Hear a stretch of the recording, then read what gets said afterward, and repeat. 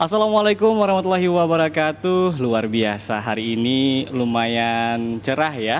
Walaupun agak mendung-mendung sedikit dan cerahnya dari pagi ke sore, tapi sorenya agak sedikit mendung, tapi nggak apa-apa. Yang penting Pak Hari semua dalam keadaan sehat walafiat. Dan jumpa lagi Pak Hari dalam podcast Huma Itah, rumah kita, suara kita untuk kita. Wah, luar biasa. Hari ini pemirsa dan juga Pak Hari, kami, saya sendiri Aminuddin dan juga rekan saya Wanda bersua kembali dalam podcast Huma Itah yang luar biasa.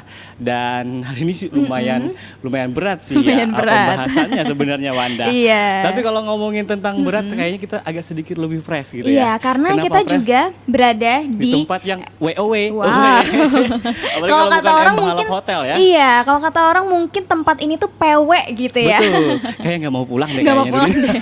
Nikmat di sini ya kan. Iya. Dan enak banget kalau kita bilang nongkrong walaupun ada agak mungkin kalau Nudin bilang pembahasannya agak sedikit ringan-ringan berat gitu ya ya. kan. Tapi tetap bisa kita obrolkan Iya. kalau di tempatnya senyaman ini ya kan. Kalau Mungkin kedepannya kita ngerasa ini kayak kuliah 22 SKS ya. Iya, iya. Tapi tempatnya nyaman 3 SKS banget. aja lama, 22 Iya, SKS. Kapan selesainya? Kapan Wan? selesainya? Satu semester. Iya, luar biasa sekali Wan ya. Dan Wanda gimana, sehat hari ini? Alhamdulillah sehat. Wah. Dan tentunya hari ini juga masih menjalankan ibadah puasa ya. Jadi tapi kayaknya suasana ruangan hari ini tuh bikin kita jadi lupa sama laparnya puasa ya. Rasanya Apalagi fresh kalau bukan- banget gitu. Iya, apalagi kalau bukan di Mahalap hotel nggak sih? Wah. Kalau kita omongin tentang ini juga kayaknya worth it nggak sih untuk buka puasa bersama di sini? Worth it banget dong. Tapi ngomong-ngomong soal topik yang akan kita perbincangkan hari ini Apa nih, nih, Wan, kira-kira, Kamin. Wan? Karena kita ngelihat ya kalau sekarang kan eranya teknologi tuh ya. Semua orang berlomba-lomba untuk menyampaikan informasi. Betul. Semua orang tuh berlomba-lomba buat berbicara Betul. gitu ya. Tapi sebenarnya ada beberapa koridor yang perlu diperhatikan Nah, ya. betul. Jangan Kadang- sampai terjadi pencemaran nama baik. Betul, kadang orang tuh nggak ada batasan ya Wan ya. Iya, iya. Yang namanya sosial media, sosmed gue, Iya. gue yang posting. Kenapa sih lo ribet? Sewot lo, padahal kan seharusnya Padahal nggak kan seperti itu iya, kan. betul-betul. Namun jika kita lihat juga itu merugikan, inilah jadi beratnya ya. Iya. Setelah melakukan baru menyadari. Baru menyadari. Setelah Iya. nge-tweet atau ngetik gitu kan baru menyadari. Padahal sebenarnya alangkah lebih baiknya kata pepatah mengatakan mencegah lebih baik daripada Nah, mengobati ya nggak itu sih? dia. Lebih baik juga kalau kita lihat-lihat dulu ya sebenarnya Betul. bagaimana sih hukum di Indonesia mengatur hal tersebut ya. Nah. Apalagi kalau ngelihat ya, Kamin ya, ada sebuah kasus di tahun 2021 yang melibatkan Haris Azhar dan Fathia Maulidianti. Nah, waktu itu mereka berdua dilaporkan oleh Pak Luhut Binsar Iya. Panjaitan Itu sempat karena viral kemarin ya. iya, diduga melakukan pencemaran nama baik juga. Iya. Itu dia. Apalagi kita tahu Pak Luhut kan orang yang lumayan Iya. ini terkenal ya kan. Wah. Betul. Tapi bukan ranah kita sebenarnya Bukan membahas ranah itu. kita, ya. Karena kita Bakal, juga ya kan. Tapi untuk lebih tahunya kita perkenalkan dulu narasumber kita Betul. hari ini luar biasa. Selamat sore Pak Jeplin Martahan Sianturi SH. Ini takut nggak salah sebut nggak sih saya? Enggak aman-aman ya. Ntar kena pidana lagi salah sebut ya kan? Waduh. Tapi yang Iya. pasti Bapak Jeplin ini merupakan Sekretaris DPC Peradi atau Perhimpunan Advokat Indonesia Palangkaraya. Gimana Pak Jeplin kabarnya hari ini, sehat? Puji Tuhan, alhamdulillah Wah, sehat. luar biasa. Iya, Kelihatan jadi di hari ini betul. memang tampaknya penuh semangat ya Pak ya. Oh, iya, harus, Sebenarnya ini harus. salah satu kasus yang membuat Pak Jeplin juga bersemangat Betul. gitu. Iya. Tapi by the way beliau kan orang hukum nih. Iya. Tapi nuansanya kayak Indonesia banget gak sih? Wah, iya. Pakai- Saya kira tadi hari ini kita pakai- akan membicarakan soal keberagaman budaya Iya. di Indonesia. Saking beragamnya beragam juga pola pikirnya iya, ya kan. tapi hal Beragam itu juga yang bikin masalahnya. kita mungkin hari ini jadi lebih nyaman ya ngobrol sama Pak Jeplin. Betul, Iya. lama banget sih nggak sih? Pak Jeplin, kita lihat tadi sempat disinggung sama Dek Wanda ya tentang apa namanya kasus tadi. Gimana sih sebenarnya menurut Pak Jeplin kajian kasusnya tersebut? Baik, selamat sore untuk teman-teman podcast semua ya. Terima kasih sudah mengundang kita. Berbicara tentang kasus Pak Haris ya, saya terus terang tidak masuk kepada pokok perkara. Tapi yang boleh saya sampaikan sebenarnya adalah persoalan konstruksi hukum di mana seseorang itu ketika nama baiknya merasa dicemarkan, dia memiliki hak untuk mengajukan laporan terhadap pihak berwajib. Iya. Artinya kalau kita lihat perkara itu sebenarnya divonis bebas ya kalau saya tidak salah. Tetapi yang mau saya tekankan bukan terhadap vonis dan materi perkaranya, tapi yang mau saya tekankan adalah persoalan bagi kita setiap orang di negara ini, kita masih memiliki hak ketika maksud saya hak untuk melapor ketika memang ada dari kita yang dirugikan. Misal persoalan eksistensi diri kita. Betul. Ada itu muatan-muatan pemberitaan penghinaan misal. Contoh, saya bisa kasih contoh misal begini. Ada seseorang membuat konten dan berita. Betul. Mengatakan bahwa oh Jeplin itu banyak istrinya misal. Padahal saya belum menikah. Itu kan bisa dibilang Iya, itu mencemarkan nama Betul, baik betul. saya Pencemaran kan. nama Betul. baik. Jadi itu penekanan kita persoalan kasus itu. Jadi oke, kita memang dalam negara yang bebas, itu diatur oleh konstitusi di kalau tidak salah itu di pasal 28 ayat huruf E itu yang menegaskan bahwa kita semua bebas berserikat, berkumpul, Betul. berpendapat lain dan sebagainya. Gitu. Dan kalau tapi kalau kita lihat lagi ya Pak ya, UU ITE di publik itu seringkali dapat kontra dari masyarakat. Mereka berbicara, oh apakah ini adalah pengekangan terhadap kebebasan berpendapat ya? Karena banyak sekali yang mengatakan bahwa UU ITE ini adalah UU yang karet, pasal karet begitu kan. Jadi kita bingung antara sebenarnya ini adalah negara demokrasi atau kita dibatasi. Nah kalau dari Bapak gimana sudut pandangnya? Pertama begini ya Mbak, kalau saya melihat lahirnya Undang-Undang ITE ini sebenarnya kan dituntut oleh perkembangan zaman. Kita tidak bisa membendung perkembangan teknologi, penyebaran informasi. Yang boleh hanya kita mengatur. Maksud saya negara mengatur. Nah, banyak memang anggapan ketika memang penerapan undang-undang tentang ITE itu cenderung orang berpandangan itu pasal karet. Tapi orang lupa mungkin ya di dalam konstitusi itu juga kita memang bebas berserikat, mendapatkan informasi yang kita tuangkan dalam bentuk tulisan, video, buku lain segala macam. Tapi pasal 28J juga mengatakan kebebasan itu harus dilakukan berdasarkan ketentuan perundang-undangan. Nah, negara demokrasi memang mengandut prinsip kebebasan berpendapat ya. Tetapi supaya tidak brutal kebebasan itu. Artinya seperti yang saya contohkan tadi ya. Mas, Mbak bisa berpendapat, tetapi ketika pendapat itu menyangkut eksistensi saya misal, yang mengatakan saya itu banyak istri misal, itu kan sudah merugikan saya. Nah, dalam konteks itu sebenarnya negara harus hadir agar kebrutalan itu tidak semakin menimbulkan chaos. Ya. Saya bisa katakan chaos karena ketika memang tidak ada aturan ini, semua orang beranggap dia bebas melakukan apapun. Betul. Gitu. Jadi itulah menurut saya sebagai salah satu latar belakang hadirnya Undang-Undang ITE. Dan itu tidak mengekang ya menurut saya. Tidak mengekang apa yang dikonstruksikan kebebasan berpendapat. Buktinya kita masih boleh tuh punya medsos. Beda dengan negara-negara komunis ya. Dia untuk contoh Amerika waktu itu memblokir TikTok. Tidak boleh kan begitu. Kita masih bebas gunakan apapun, tetapi negara hanya berpesan jangan sampai kebebasan itu disalahartikan. Gitu. Gini Pak Jeplin, kalau ngomongin tentang pengekangan terhadap kebebasan berpendapat, ada baiknya nggak sih UU ITE itu hadir? Kadang nih ya yang kita lihat juga di media saat ini, dia tuh berpendapat arahnya memojokkan yang dalam artian dibalut dengan jokes yang sebenarnya niatnya tidak menyebutkan nama, tapi udah tahu arahnya kemana. Nah itu tuh kena nggak sih dari pasal UU ITE tersebut? Kalau bicara itu sebenarnya adalah kompeten dari penyidik ya. Tapi ketika memang ada suatu kasus yang rangkaian peristiwa hukumnya merujuk, misal Mbak ini mengatakan bahwa saya ini dekat dengan Mas, ya. Tapi dia tidak menyebutkan nama saya. Dia menyebutkan nama Mas, yang mana isinya itu mengatakan bahwa saya ini sering bermain ke rumah Mas, gitu kan. dengan tanda kutip konotasi negatif gitu ya. Betul. Nah, satu sisi saya bisa mengajukan keberatan. Tinggal nanti kita harapkan kemampuan penyidik untuk mengungkap ada tidaknya peristiwa pidana di situ. Betul. Nah, dari kasus-kasus seperti ini kan kita sering juga nih Wan, lihat di TikTok, viral sana sini ya kan. Apalagi sekarang banyak influencer juga yang ngelakuin hal itu kan, singgung menyinggung tanpa sebab. Nah, dia kan punya kebebasan berpendapat tadi. Nah, dari segi hukum perlindungan kepada orang berpendapat itu seperti apa sih? Jadi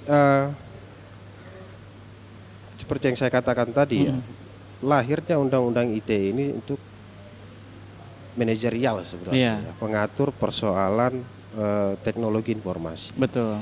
Tapi dalam berbagai kasus banyak penyimpangan yang terjadi. Nah, kemudian undang-undang ini kan memuat aturan dan ketentuan tentang bagaimana kita menegakkan hak kita tapi tidak menyinggung hak orang lain. Betul. Ya, di mana seperti yang saya katakan tadi, penyampaian kebebasan berpendapat itu hak asasi setiap orang. Betul. Kalau kita berkaca dari misal pasal 19 Universal Declaration of Human Rights, Betul. ya, itu merupakan hak asasi yang tidak bisa dipisahkan. Bahkan dalam rumusan pasal tersebut tegas mengatakan itu tidak boleh intervensi dari pihak mana. Betul. Tapi ada pasal lanjutan lagi, ya.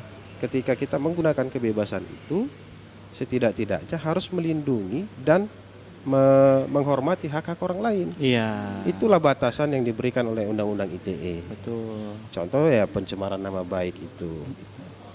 Kategori hukum yang kena mungkin dari pencemaran nama baik itu apa? Kategorinya sebenarnya simpel ya Mas ya, seperti menyampaikan sesuatu yang tidak benar. Ya, persoalan personality misal. Atau menyampaikan sesuatu yang masih perlu harusnya diklarifikasi tapi sudah disampaikan ke khalayak umum itu. Wah, ini jadi semakin deep ya. Iya. Kadang ini kita nggak sadar. Iya, karena kita Sebenarnya nggak sadar. ya. Mungkin kita kayak mencoba untuk mendeskripsikan seseorang, Betul. menyampaikan bagaimana seseorang saja, tapi Iya. tanpa sadar ya kita terlalu bebas sampai lupa ada hukum yang mengatur pencemaran Betul. nama baik tadi.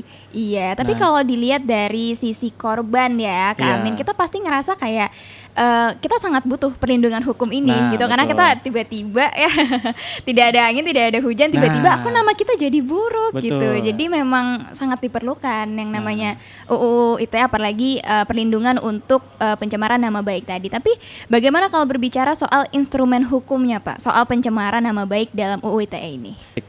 Kalau Undang-Undang ITE ini kan pertama kali hadir itu tahun 2008 ya, melalui Undang-Undang Nomor 11.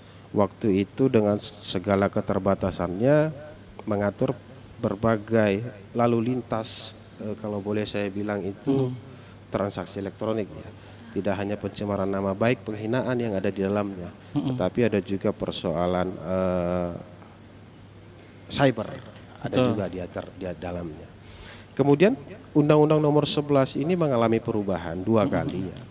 Yang pertama itu pada tahun 2016 melalui Undang-Undang Nomor 19 itu hanya mengubah berbagai pasal. Betul. Tetapi dalam perubahan pertama itu tidak mengubah substansi pasal mengenai pencemaran nama baik. Apa tuh pasalnya kalau boleh tahu, Pak? Kalau dulu pada Undang-Undang Nomor 11 itu pasal 27. Itu yang mengatur apa yang boleh dan tidak boleh persoalan misal penghinaan, pencemaran nama baik, kemudian menyebarkan konten-konten perjudian, lain dan sebagainya.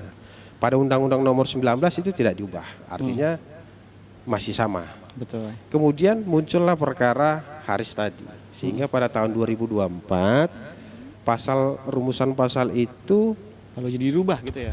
dirubah melalui Undang-Undang Nomor 1.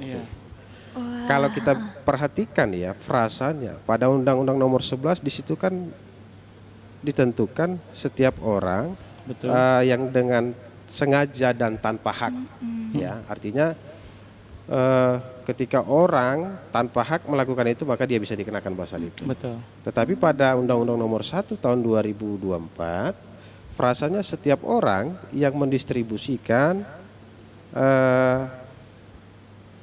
secara melawan hukum, jadi tidak ada tanpa haknya lagi. Jadi setiap orang boleh gitu kan. Yang menyinggung, ini bahasa saya, menyinggung persoalan hak dari orang lain atau nama baik orang lain itu bisa dapat dipidana. Cuman ancaman hukumnya berbeda nih. Betul. Kalau yang Undang-Undang Nomor 11 itu diancam 6 tahun kalau tidak salah, tapi pada Undang-Undang Nomor 1 2024 itu menjadi 2 tahun. Ini semakin menarik nih, Pak Jeplin. Ini bahas sudah sampai ke undang-undang, mungkin ya menjerat ya. Sebenarnya masyarakat ini pengen tahu apa sih sebenarnya pencemaran nama baik itu, kayak lebih simpelnya gitu loh. Bentuknya gitu. Iya, Kalau kita mau melaporkan seseorang gitu ya, mungkin Wanda nanti akan bikin framing ke Kak Amin mungkin ya, kayak Kak Amin tuh bukan penyiar yang baik ya, soalnya dia istrinya 10 gitu. Ya, itu. Apakah itu bisa disebut dan bisa jadi dasar? Boleh, itu bisa jadi salah satu contoh kasus ya. Singgung-singgung menyinggung melalui status by WA. Gimana Boleh, tuh? boleh. Intinya apa konten itu diketahui orang secara umum. Iya. Jadi kan ada berbagai unsurnya ya. Betul. Setiap orang kemudian dengan sengaja kemudian memberitakan pemberitaan persoalan yang mencemarkan nama baik, Betul. itu bisa dikenakan pasal itu. Nah, tadi kan kita lihat yang singgung menyinggung tanpa menyebut nama. Itu juga kemungkinan bisa kena ya kan. Bisa. Dan kalau orang memang terang-terangan udah nyebut nama nih. Gimana? Itu lebih Langsung tank gitu. iya dong, lebih konkret lagi. Konkret buktinya lagi. berarti. Langsung bisa langsung dijeblosin gitu ya. Ya, tidak. Proses hukum tetap harus Diusut. dilakukan. Ya. Diusut Tapi- dulu ya. yang memutuskan pengadilan. Tapi Iya. kalau misalnya by chat Pak, chat pribadi gitu ya, Betul. berdebat, saling menghina, apakah itu bisa dijadikan sebuah bukti untuk maju dan melaporkan gitu? Kalau saya kaji dan telusuri dari rumusan pasalnya sepertinya tidak ya. Oh, Betul. Kalau hanya sifatnya personal. personal. Betul. Tadi Itu jangan akan dibawa ke status berarti ya Kak Betul. Amin ya. Itu akan Masih untung di bawah status. Kalau dibawa ke media massa. Waduh. Nah, kadang nih kita nggak tahu ya. Iya. Wallahualam bishawab ya. Saya tidak tahu, tapi kadang beberapa media tuh ada yang memberitakan ya hoax. Tanda kutip, kadang sampai dari apa yang namanya dari narasumber itu sendiri datang ke kantor, bawa marah-marah ini Oh, itu kan, iya. karena tidak terima pemberitaannya tidak benar atau segala macam kayak gitu kan. Gimana nih kalau menurut pendapat Bapak atau mungkin ada pernah menemui kasus itu di Kalimantan Tengah? Wah, kebetulan nih ada ya. Kebetulan ada kasus yang cukup menarik buat saya. Kita tadi sudah mengawali negara ini adalah negara demokrasi. Betul. Tapi jangan lupa juga negara ini negara hukum. Iya. Jadi segala kebebasan yang diberikan negara juga dibatasi oleh negara oleh hukum. Betul. Nah, ada satu kasus yang sedang saya tangani. Kalau boleh saya katakan dia adalah konten kreator ya, penggiat media sosial. Tapi dirinya mengklaim dirinya adalah perusahaan pers, media. Ya. Kita ketahui pers sekarang ini kan sangat dilindungi oleh Betul, undang-undang. betul, Ada betul, kebebasan pers melalui Undang-Undang Nomor 40 Betul. tahun 99 tentang Iya. pers. Betul, Betul. betul. Tapi ada yang harus kita perhatikan sebenarnya ya. Di luar dari konten yang dibuat oleh yang mengaku perusahaan pers itu. Saya pernah meneliti bahwa sebenarnya yang bersangkutan yang menerbitkan pemberitaan itu bukanlah perusahaan pers. Karena kalau kita mengacu tentang perusahaan pers kan ada ketentuan ya, baik di dalam pasal 9 Undang-Undang Pers, Betul. dia harus berbentuk badan hukum. Betul. kan gitu. Tidak asal jadi media Asal doang bisa ya. bikin Iya, berita terus betul, dia betul, jadi lembaga pers tidak. Iya. Betul. Kalau saya kutip, jadi selain dia berbadan hukum, tentunya di perusahaan itu harus ada wartawan utama Betul. Iya, wartawan sebagai utama. pemimpin redaksi kan gitu. Dia yang mengolah redaksi dalam pemberitaan. Betul. gitu kan. Sebelum naik kan pasti diselektif Iya, dulu tuh jadi berita. edit, jadi Betul. masuk dalam tahap editor dulu. Betul, baru langsung naik ke media kita. Jadi yang terpercaya cuma rri.co.id. Wah, boleh ya nanti dikunjungi. Cuman yang menarik di sini begini lah. Memang kan secara frasa Undang-Undang Nomor 4099 tentang pers pasal 9 khususnya ya, dia hanya menentukan bahwa perusahaan pers itu harus berbadan hukum. dalam konteks kekinian badan hukum itu berkembang ya. Betul. Jadi tidak hanya perusahaan perseroan terbatas, Iya. tapi sekarang ada juga perseroan perorangan. Iya. Ya kalau teman-teman tahu itu. Nah, sedangkan dalam pasal itu Dewan Pers menerjemahkan yang dimaksud badan hukum adalah PT, ini perseroan terbatas, Betul. yayasan dan koperasi.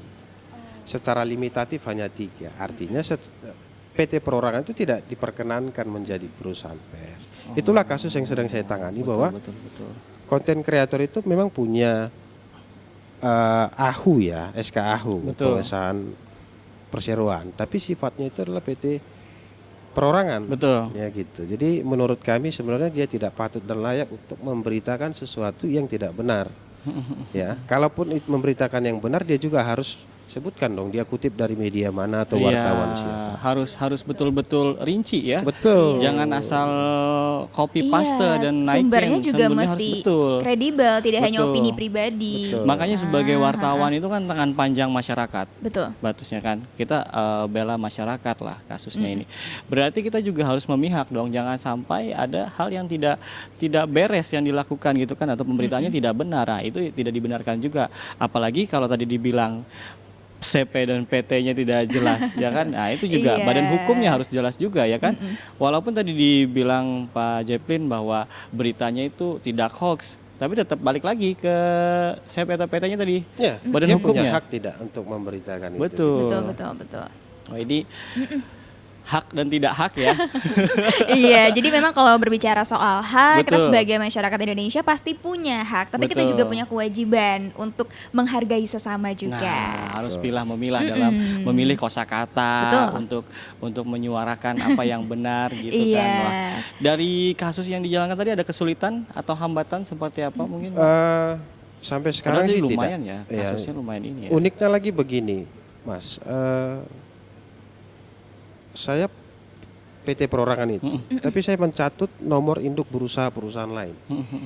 Jadi kalau diteliti sebenarnya kasus ini menarik, bahkan tidak hanya persoalan persnya, pencemaran Betul. nama baiknya, tapi penggunaan identitas perusahaan lain itu Betul. sebenarnya tidak diperbolehkan. Nah, Nah, sedikit sebentar saya sambung. Yang lebih menarik sebenarnya pemberitaan yang disampaikan itu lebih kepada profiling. iya. Yang mana di atas misalnya adik saya ini tertangkap dia menggunakan narkotika, Betul. tapi di rumah saya, ya, saya sama sekali tidak pernah menggunakan itu, tidak pernah tahu transaksi itu, tapi yang dia beritakan adalah profiling saya. Betul. Bahwa Jeplin seorang advokat, memiliki istri ini, punya usaha ini, Betul. adakah keterlibatan? Nah, ya namanya netizen ya, dengan Betul, kebebasan betul. berpendapat dan keterbatasan Iya, tinggi ya. Wah, ternyata Kepo rumahnya dong. itu dipakai untuk transaksi Iya, narkoba. betul. Wah. Itu yang menjadi concern kita sebenarnya. Itu, Mas. Oh, berarti perlindungan ya. Artinya kita tidak melakukan, tapi balik lagi cuman mungkin dia nebeng tadi kan di tempat Bapak, tiba-tiba nama Bapak juga ikut terseret. Betul. Tanpa Itu dia luar melakukan biasa. klarifikasi dulu gitu kan. Inilah kenapa UU ITE ini tadi jadi Betul. sangat penting ya Pak ya, Payung ternyata hukum, ya, betul. kita sangat rentan gitu terkena atau terbawa dengan stigma-stigma negatif Betul. tadi. Padahal nih Wan, apa namanya si pihak kedua yang mungkin tadi dianggap tidak melakukan kayak Tidak Bapak singgung terlibat. tadi kan adiknya yang melakukan tapi Iya. Bapak tidak melakukan. Tapi Bapak kan punya hak untuk bersuara, tidak langsung diklarifikasi itu bahasanya. Ada hak untuk bersuara gitu kan, hak suara dia. Tapi kalau itu tidak dipakai, berarti kesalahannya balik lagi ke medianya itu. Iya. Kan harus ada balance antara si A dan Check si and B balance, gitu betul, kan. betul. Wah, ini Luar biasa ya. jadi kamu harus pasang Iya, status, iya, aku iya. klarifikasi dong habis Iya, itu ya ya. kan. Jangan sampai benar atau tidak benar ini Tapi ini jadi permasalahan. Iya, jadi sebuah pelajaran juga ya buat kita Betul, semua nih Pak jangan Hari. asal. Kalau misalnya bermedia sosial tuh emang harus bijak ya. Betul. Iya, tapi kalau ngomongin soal bagaimana kita melihat kesimpulan dari kasus ini dan juga obrolan kita di hari ini, mungkin Pak Jeplin punya closing statement, boleh disampaikan ke Pak Hari. Saya hanya berpesan setiap orang berpotensi sebagai pelaku Betul. dan setiap orang berpotensi sebagai korban.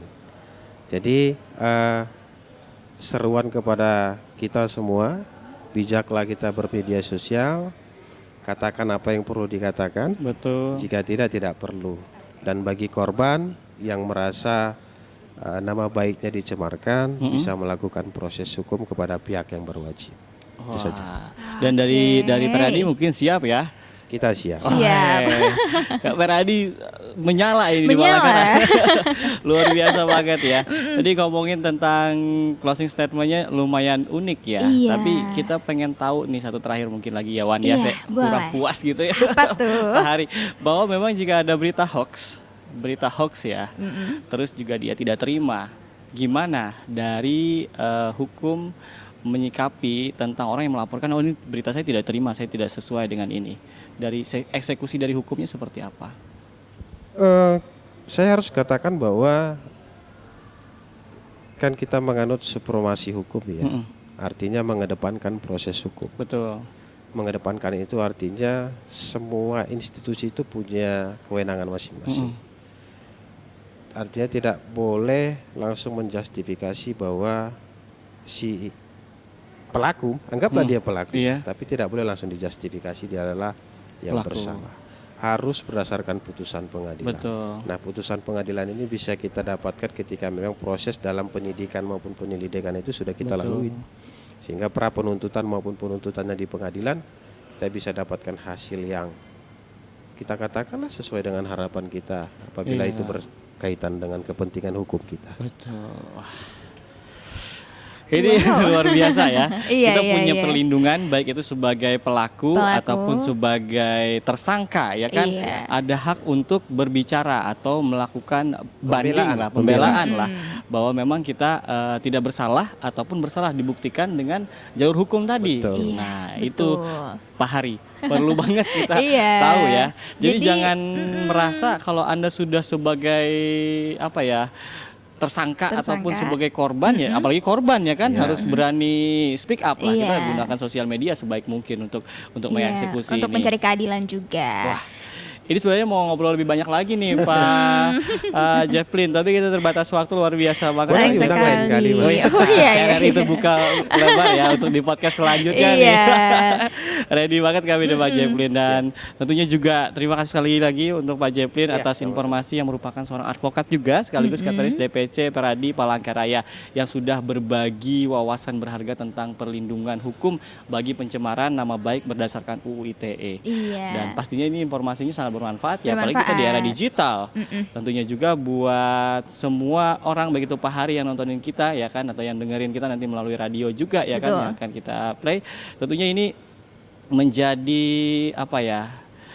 Bandingan buat kita untuk kedepannya melangkah seperti apa gitu. Iya, betul. Dan tentunya buat Pak Hari jangan lupa untuk selalu menyaksikan podcast kita tentunya Betul, Pak. dengan pembahasan-pembahasan menarik ya di setiap episodenya. Ini aja udah menarik, Iya. yang lain apa lagi? Tapi memang pada intinya ya kalau yang ngomongin namanya media sosial ya, Betul. bijak-bijak deh Betul. teman-teman ya. Karena kita nggak tahu nih. Kalau gini, Wan, Ah, ah. jelas ya. Kalau anak muda mungkin dia tahu akan hukum. Iya. Sebenarnya lebih ke orang tua nih, Wak. Yang orang tua ini Iya. kadang dia pertama kenal yang namanya gadgeting. Nah, Iya. ini perlu diwaspadai Iya. tiba-tiba asal ketik kan omongannya kita nggak bisa. Suka lebih ekspresif Betul. daripada anak muda ya. Betul, lebih Tapi ekspresif. takutnya itu gitu. Tapi ini juga menjadi tugas kita sebagai anak muda juga untuk bisa mengenalkan yang namanya hukum-hukum yang ada di Indonesia juga, apalagi Betul terkait UU banget. ITE.